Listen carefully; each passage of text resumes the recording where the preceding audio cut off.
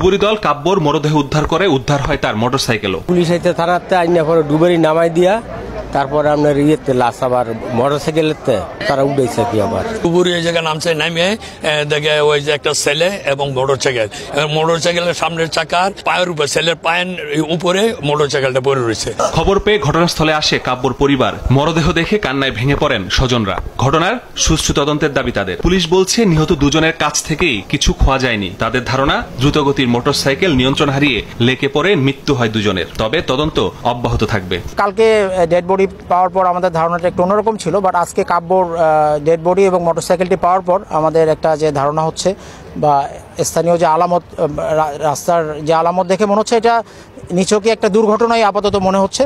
তারপরেও দুইটি লাশই আমরা ওই লাশটিও গতকাল আমরা পোস্টমর্টমের জন্য পাঠিয়েছি। কাব্যর লাশটিও আজকে আমরা পোস্টমর্টমের জন্য দিব। পোস্টমর্টমে যদি অন্য কোনো কিছু পাওয়া যায় সেক্ষেত্রে আমরা পরবর্তী আইনগত ব্যবস্থা গ্রহণ করব। এই লেকের সংযোগ সড়কটিতে এর আগেও এমন ঘটনা ঘটেছে জানিয়ে ব্যবস্থা চায়